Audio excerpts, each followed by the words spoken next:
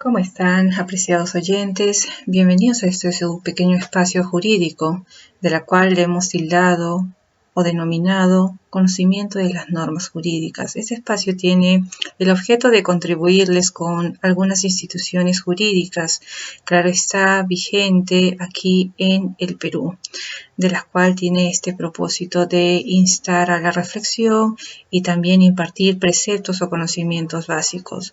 Por ende, el grupo objetivo es el grupo estudiantil. Bueno, para este rincón jurídico quisimos partir pues por tratar de concebir, entender lo que es un contrato. Así es que nos formulamos esta pregunta: ¿qué es el contrato?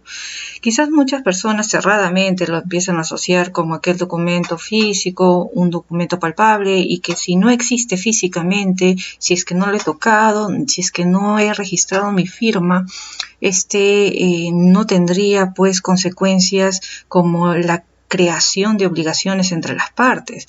Por tanto, ahí muchos cuestionan su existencia, pero ¿realmente se estaría interpretando correctamente?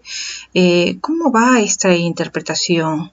Definitivamente la interpretación tiene que ser más amplia, ¿ya? El coloquialismo, quizás una manera hogareña, tradicional de la sociedad, es de entenderlo simplificadamente al contrato.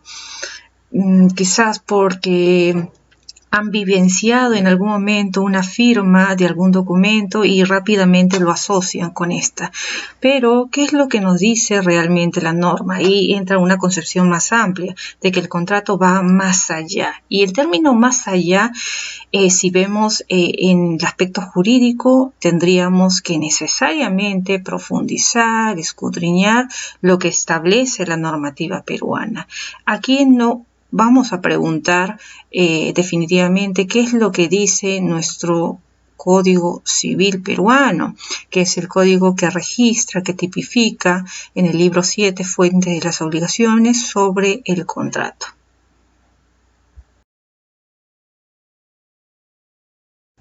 El Código Civil peruano del año de 1984, que por cierto es la vigente, había expuesto de que tipifica la definición del contrato y parte pues por la idea de que es una manifestación de las voluntades. Claro que esta no es la única destinada a crear, modificar, extinguir relaciones jurídicas patrimoniales. Todos estos conjuntos de palabras podrían interpretarse con artículos posteriores, es decir, posteriores al 1351 y anteriores. Y cuando digo anteriores, pues, por ejemplo, si queremos nosotros interpretar cuándo sería válido la manifestación de las voluntades para crear obligación y para que surtan efectos este manifiesto de voluntades entre las partes, tendríamos que ir pues a la clásica definición de actos jurídicos. Entonces, definitivamente para poder entender lo que es el contrato, quizás por ahí fusionemos algunas definiciones con artículos anteriores y posteriores. Bueno, si queremos ya iniciar con una interpretación del artículo 1351 del Código Civil, definitivamente tenemos que darnos ese tiempo para poder conocer lo que contiene este artículo. Por ejemplo, vamos a partir por entender esta primera parte de la cual se encuentra dentro del artículo 1351 del Código Civil, que dice: el contrato es el acuerdo de dos o más partes. Esta partecita nada más. Cuando hablamos de esta descripción del contrato, parte con señalar un acuerdo. La pregunta aquí sería: ¿cuándo podríamos nosotros considerar que realmente las partes han acordado? Bueno, ahí viene el supuesto, la manifestación de las voluntades. ¿Qué es una voluntad? Bueno, la voluntad es cuando la persona expresa sus deseos. Hay distintas maneras, por cierto, de expresarla. No únicamente puede expresar su voluntad con la voz alzada.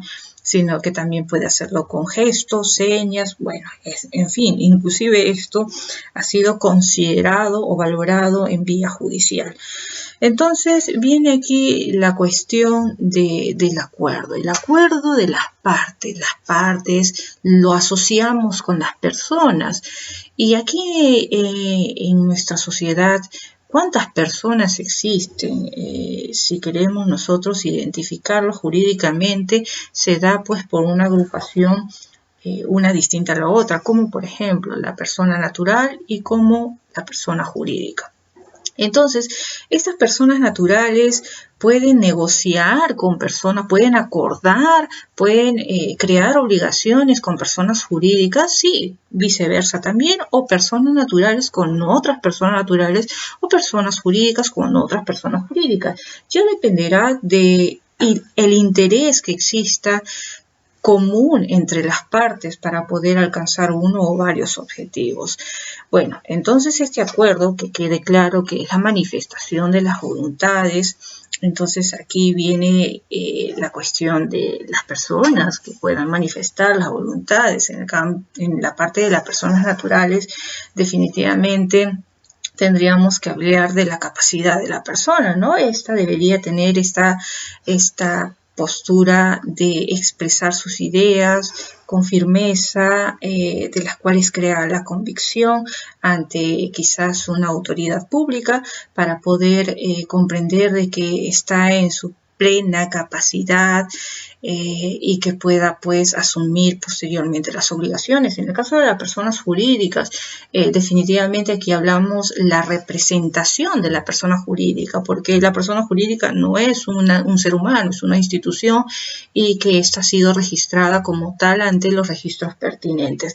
En este supuesto, pues el agente que asume esta representación será quien a nombre de la institución al que representa va a crear estas obligaciones. Claro que para poder celebrar estas negociaciones tiene que tener un poder, un documento en la cual se queda registrado y se demuestra de que esta persona pues es realmente el representante legal de esta persona jurídica. Claro que cuando nosotros también hablamos de persona jurídica, tendríamos que también entrar a esta interpretación amplia de que las personas jurídicas puede ser una empresa individual de responsabilidad limitada, puede ser también una asociación, puede también ser una empresa constituida por sociedad, teniendo en cuenta el marco de la norma.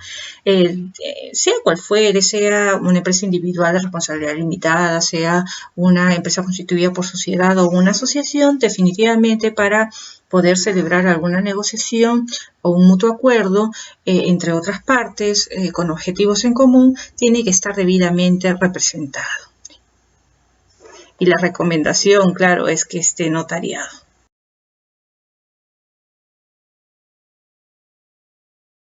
En esta línea, entonces, tenemos que nosotros entender un poquito más, y reitero, aunque parezca un poco gracioso, pero debemos entenderlo definitivamente a más, sobre la manifestación de las voluntades de las partes. Si bien es cierto, hemos dicho que esta manifestación debe ser expresa, debe ser firme entre las partes que representa o las partes directas, en el caso de ser persona natural con capacidad de ejercicio, tenemos que ver que estos acuerdos en la actualidad pueden darse de estas maneras, ¿ya? Y interpretando ampliamente lo que señala la norma, porque no te especifica de que sea o te condiciona de que sea necesariamente celebrado un contrato de manera escrita.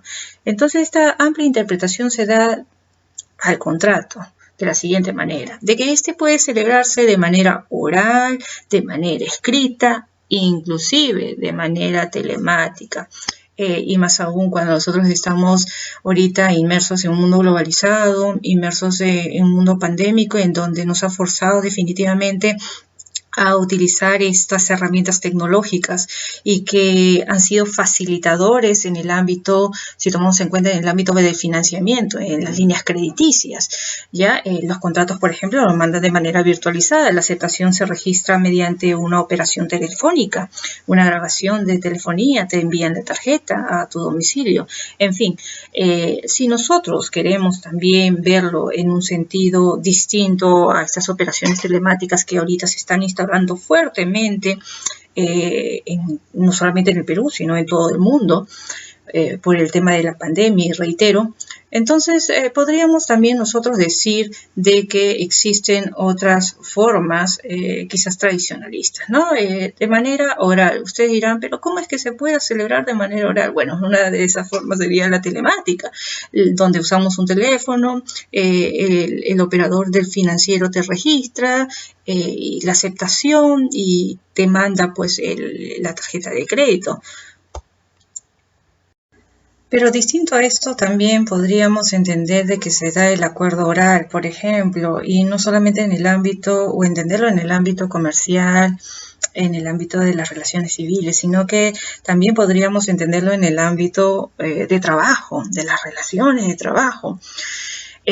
¿Por qué digo esto? Porque muchas veces quizá, y muchos de los oyentes en la actualidad que en este momento están visitando este canal humilde, están poniéndose pues en cuestiones. Yo no he firmado ningún contrato físico, pero sigo trabajando para esta empresa, me dedico quizás al área de servicio, de limpieza, o me dedico quizás pues en el ámbito de apoyo en la administración, en el ámbito de apoyo de la contabilidad, soy un auxiliar contable quizá, pero no he firmado ningún documento, ni siquiera un convenio de prácticas. Entonces, me rijo bajo una jornada de trabajo, estoy bajo estricta fiscalización, es más, me descuentan mis haberes jornales percibidos, semanales, quincenales o mensuales, según como un acuerdo, claro, pero toda esa relación mermó, surgió por el acuerdo entre las partes. Es decir, esta personita habló, se entrevistó y fue de inmediato contratado, le señalaron una fecha cierta para que inicie sus actividades, fue esa fecha, y la clásica forma o tradicional forma de ver esta relación de trabajo es cuando ésta empezaba a realizar su actividad de trabajo dentro del centro de trabajo, o sea, desde el momento en que pisó el centro de trabajo. De esa manera diremos de que existe una relación o vínculo laboral, sí, para ello tendríamos que inclusive fijarnos en normas que registran, en este caso, el contrato de trabajo y en el sector privado. En ese supuesto tendríamos que aludir al 728, por ejemplo, Decreto Legislativo 728, la norma de la Ley de Productividad y Competitividad Laboral, haciendo énfasis, claro está, el Decreto Supremo 003-97-TR en su artículo 4. En fin, de esta manera podríamos extender más la interpretación. Bueno, hay muchas cosas que podemos nosotros hablar, conversar. Se nos ha ido rápidamente el tiempo. Muchas gracias por haberme escuchado. Si alguno de ustedes desea proponer algún tema para un próximo video, con gusto, no se olviden de comentar, compartir, quizás formular algunas preguntas. Tienen ese espacio de YouTube para hacerlo. Nos vemos. Hasta el próximo video.